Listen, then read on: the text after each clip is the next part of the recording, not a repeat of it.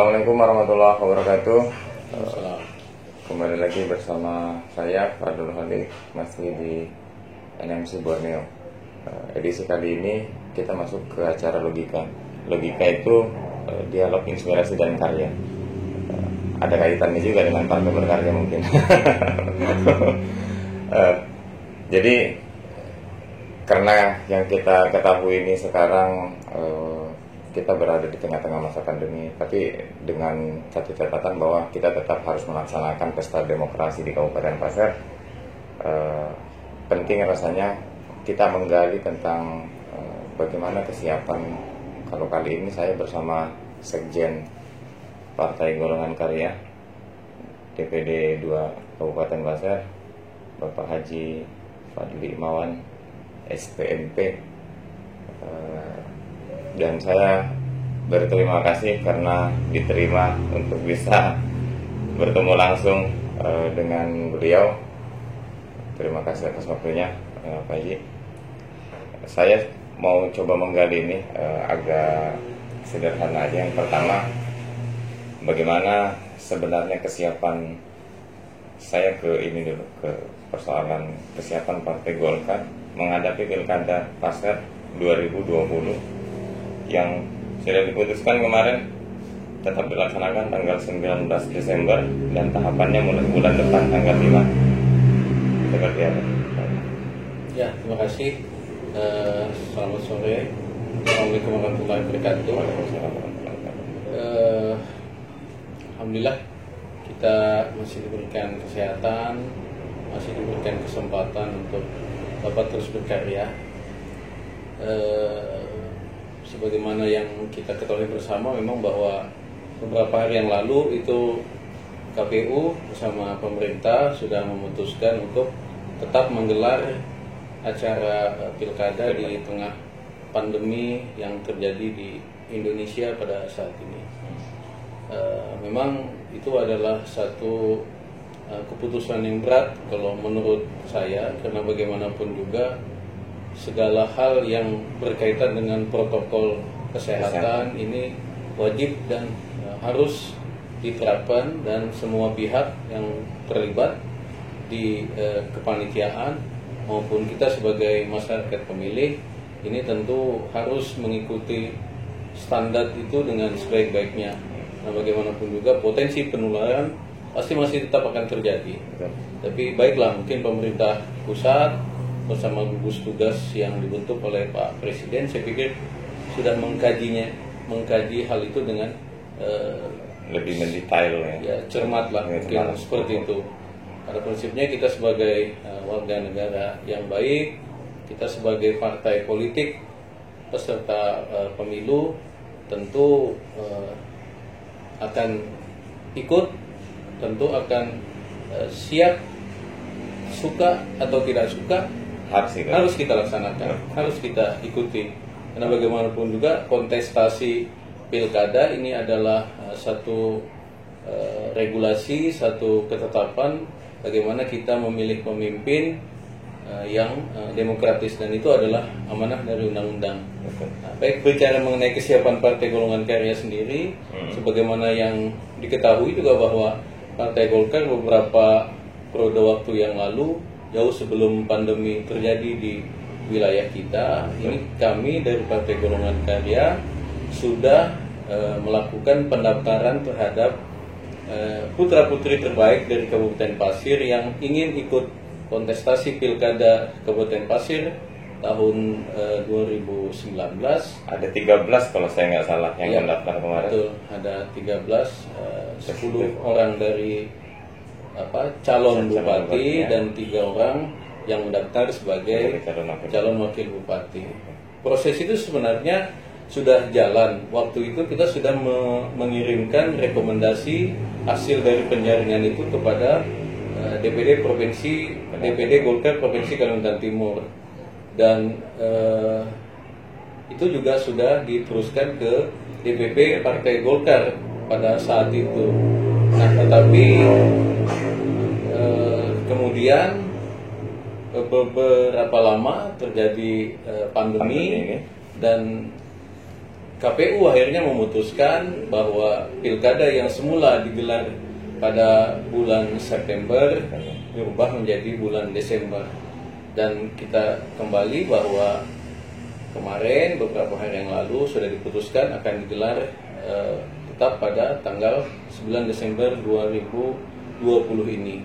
Nah, tentu saja kami dari Partai Golongan Karya berdasarkan hasil yang sudah kita peroleh sebelumnya, kami akan tetap membawa nama-nama calon bupati atau calon wakil yang sudah terdaftar itu. Okay. Nah, pada waktu beberapa waktu yang lalu ketika kami melakukan proses seleksi itu, kami juga sudah menyampaikan kepada kandidat kita, kepada calon-calon yang mendaftar di Partai Golkar untuk juga melakukan komunikasi secara intensif, baik itu kepada DPD Provinsi Kalimantan Timur maupun kepada DPP.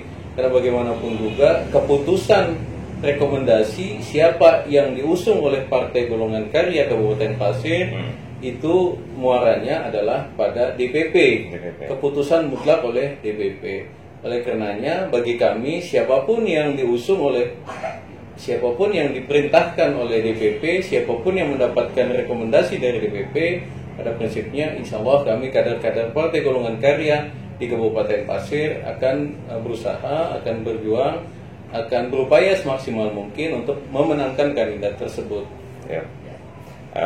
Yang menarik begini, bahwa Partai Golkar ini pada saat sekarang ini kan sedang melakukan survei baik dari elektabilitas terhadap seluruh pasangan calon yang sudah mendaftarkan diri kemarin.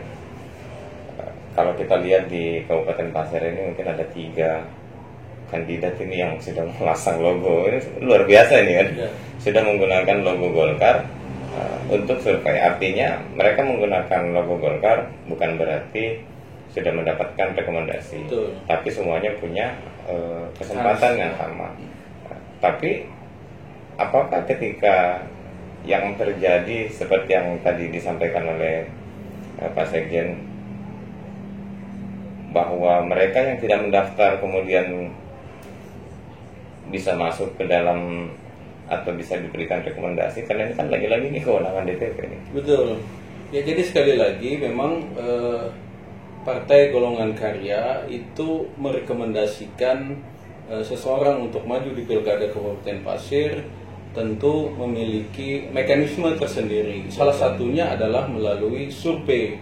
Nah, beberapa waktu yang lalu itu melalui DPD Provinsi Kalimantan Timur, kader-kader atau putra-putri terbaik dari Kabupaten Pasir yang mendaftar di Golkar itu diperintahkan untuk melakukan sosialisasi secara masif kepada masyarakat. Salah satunya adalah melalui baleho yang kita lihat di jalan-jalan pada saat ini menggunakan logo Partai Golongan Karya yang di sana ada bergambar ketua partai DPP Pak Airlangga Hartarto maupun DPD Provinsi Kalimantan Timur Ketua Haji Rudi Masud. Nah, tentu saja kita ingin bahwa kandidat-kandidat ini melakukan itu agar supaya juga mereka lebih dikenal oleh masyarakat. Memang sekali lagi bahwa Golkar ingin supaya siapa yang tampil di Golkar itu benar-benar dikenal dan mengenal masyarakatnya. Oleh karenanya kita dorong semua. Makanya ada beberapa kandidat itu yang menggunakan logo Partai Golkar yang mereka secara masif itu melakukan sosialisasi kepada masyarakat. Nah, bagaimana dengan mereka yang belum terdaftar di Partai Golkar tetapi mungkin di situ ada balehonya berpasangan dengan calon yang sudah mendaftar di Golkar. Pada prinsipnya memang sekali lagi bahwa kita di Golkar memiliki mekanisme tersendiri tentu terhadap calon baik itu bupati maupun calon wakil bupati. Sekali lagi ada mekanisme yang diterapkan di Partai Golkar. Nah, ketika seseorang mendaftar di Partai Golkar tentu saja namanya masuk dalam pertimbangan. Bagaimana yang tidak? ini kembali kepada bagaimana seseorang calon bupati ini meyakinkan kepada kami di Partai Golkar bahwa mereka yang diajak atau mereka yang menjadi pasangannya adalah orang-orang yang klop. Tetapi sekali lagi itu tidak mutlak. Ketika kita mau berpasangan dengan seseorang, tetapi orang tersebut belum terdaftar di Partai Golkar misalnya, ya nanti keputusan akhirnya juga akan di Partai Golkar. Apakah ini layak atau tidak? Walaupun seorang calon atau seorang kandidat itu menghendaki si A misalnya pasangannya, padahal beliau tidak pernah terdaftar di Partai Golkar. Ini tentu nanti akan menjadi pertimbangan sendiri. Tapi saya juga mengharapkan bahwa para kandidat yang yang gambarnya sudah beredar di mana-mana secara berpasangan, ini juga legowo. Ketika Partai Golkar memutuskan kamu sebagai seorang kandidat calon bupati dipasangkan dengan yang lain bukan dari foto yang sudah beredar selama ini secara berpasangan. Nah, ini yang harus menjadi jawaban juga di publik. Itu yang harus mereka sadari bahwa keputusan ini nanti akan ada di DPP. Tentu saja itu adalah hak prerogatifnya dari DPP Partai Golkar. Nah, jangan sampai nanti merasa kecewa dan sebagainya. Nah, inilah karena kita sudah ingatkan bahwa kami tidak merekomendasikan untuk berpasangan, tetapi mensosialisasikan diri secara personal masing-masing. Tidak kami meminta mereka untuk berpasangan langsung, tidak, kayak gitulah. Nah begitu. Tapi mudah-mudahan ketika itu DPP memutuskan si A menjadi calon sekaligus pasangannya adalah itu yang sudah beredar selama ini. Mudah-mudahan seperti itu. Kami juga tidak menutup kemungkinan atau peluang untuk itu terjadi. Gitu. Jadi memang kita memonitor ini bahwa Partai Golkar, kalau misalkan kita berbicara kursi yang dimiliki Partai Golkar, tapi luar biasa ini cukup diminati dan menjadi, kalau saya mau bilang di antara partai yang lain yang luar biasa nih rame para kandidat ini untuk berjuang mendapatkan Partai Golkar. Ya, saya pikir itu tadi mungkin ya saya lihat pertama adalah bahwa Partai Golkar ini walaupun pada saat ini bukan menjadi partai pemenang, tetapi harus diakui bahwa Partai Golkar beberapa puluh tahun semenjak Kabupaten Pasir ini ada punya sejarah yang bagus. Punya sejarah yang bagus. Kami selalu memenangi pemilu legislatif itu satu. Yang kedua, saya pikir mungkin karena kawan-kawan para kandidat ini melihat bahwa belum ada tokoh Partai Golkar yang secara langsung untuk turun berkompetisi. Itu juga satu kemungkinannya. Yang kemungkinan yang berikutnya juga bahwa saat ini Partai Golongan Karya lah yang secara terbuka menawarkan kesempatan kepada seluruh putra-putri terbaik di Kabupaten Pasir untuk berkompetisi atau maju menjadi calon dari Partai Golongan Karya. Dan terus terang kami sebagai kader Partai Golkar khususnya di Kabupaten Pasir merasa berbangga bahwa Partai Golkar yang notabene adalah partai yang besar ini menjadi atau diminati oleh para kandidat untuk maju untuk bisa menjadi media sebagai calon bupati maupun calon wakil bupati di kontestasi yang akan datang. Kalau kita mau kupas tentang perjalanannya ini tidak cukup mungkin waktu kita. Tapi saya mau ke gini, Partai Golkar melalui fraksi Partai Golkar yang ada di DPRD Kabupaten Pasir itu masif kemarin beberapa kali melakukan bantuan khusus untuk pencegahan terhadap penyebaran COVID-19. Apakah ini memang merupakan bagian dari langkah yang ditempuh atau ini merupakan instruksi dari DPP mungkin seperti itu? Ya, memang sekali lagi bahwa pandemi yang terjadi di Kabupaten Pasir khususnya ini menuntut kepada kita semua untuk berbuat, untuk melakukan kerja-kerja nyata bagi masyarakat Kabupaten Pasir. Bagaimanapun juga kita sebagai warga masyarakat Kabupaten Pasir, sebagai bagian dari pemerintah, khususnya kami yang di DPRD melalui Persib Partai Golongan Karya, ini ingin berbuat lebih kepada masyarakat, minimum apa yang kami bisa bantu pada saat ini.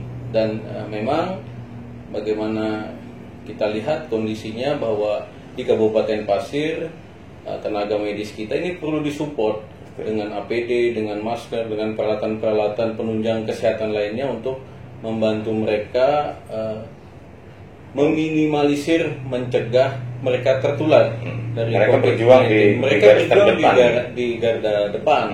Oleh karenanya kita patut untuk mensupport. Dan sejalan itu juga memang DPP Partai Golkar itu sudah menginstruksikan semua kepada kita kader Partai Golkar se-Indonesia untuk berupaya bergotong royong, bahu membahu untuk memerangi COVID-19 ini di kabupaten di Indonesia pada umumnya, agar supaya kiprah Partai Golongan Karya sebagai partai yang dibesarkan oleh rakyat Indonesia ini terlihat. Dan khususnya di Kabupaten Pasir kami melakukan upaya-upaya itu, kami melakukan langkah-langkah untuk supaya juga kita secara langsung bisa membantu dari tenaga-tenaga kesehatan yang ada di Kabupaten Pasir. Nah, di samping itu juga kami juga tidak melupakan masyarakat yang terdampak. Kami juga melakukan kerja atau bakti sosial atau bantuan langsung kepada masyarakat yang terdampak COVID-19 ini. Betul. Kita tidak ingin bahwa pandemi ini terjadi, tetapi ketika itu terjadi, apa upaya kita untuk membantu masyarakat kita? Yang paling diberatkan, yang paling terkena dampak langsung ini adalah masyarakat kita yang berpenghasilan, kalau boleh kita katakan di bawah rata-rata, dan mereka adalah memiliki penghasilan harian, kalau boleh kita katakan begitu. Nah, ini yang harus kita upayakan, kita bantu secara maksimal apa yang kita bisa, agar supaya mereka juga bisa kuat dalam menghadapi pandemi yang sama sekali kita tidak inginkan terjadi. Betul. Pada saat terakhir mungkin begini, Pak Tegar. COVID ini kita tidak bisa memprediksi kapan akan berakhir. Ya. Tapi kita dipertemukan dengan pilkada yang ini juga merupakan pesta demokrasi bagi masyarakat Kabupaten Pasir. Ada pesan yang mau disampaikan untuk masyarakat di luar sana, teman-teman di luar sana. Bagaimana kita menghadapinya ini dengan lebih bijak lah, ini malu gitu. Ya, sekali lagi berdasarkan keputusan KPU bersama pemerintah bahwa pilkada tetap digelar pada 9 Desember yang kita sudah pasti tahu bahwa ini resiko tertular akan tinggi lah. Jadi kami berharap kepada semua masyarakat Kabupaten Pasir, khususnya para calon pemilih, ini benar-benar mengikuti atau melaksanakan protokol kesehatan yang sudah ditentukan. Tetap jaga jarak, hindari kerumunan, cuci tangan sesering mungkin menggunakan sabun atau hand sanitizer, dan tetap menggunakan masker apabila keluar rumah dan nanti pergi ke tempat-tempat pencoblosan di TPS yang sudah ditentukan. Nah, ini sangat penting sekali. Satu sisi kita ingin demokrasi kita tetap berjalan, tapi ada yang paling penting adalah kesehatan kita, keselamatan kita sebagai bangsa, sebagai warga negara. Ini harus tetap terjaga. Kita tidak mau demokrasi jalan, tetapi orang ini akan mengorbankan nyawa Betul. dari masyarakat kita. Sama sekali kita tidak menginginkan itu. Ya, kita berdoa, berharap nanti di 9 Desember ini wabah udah nggak ada. COVID sudah tidak ada lagi. Mudah-mudahan seperti itu. Kita berharap dan berdoa. Amin amin ya rabbal alamin. Haji Fadli Imawan SPMP, beliau adalah sekretaris dari Partai Golongan Karya Kabupaten Pasir yang juga diberi amanah oleh masyarakat untuk menduduki jabatan sebagai Wakil Ketua DPRD Kabupaten Pasir. Terima kasih atas waktunya.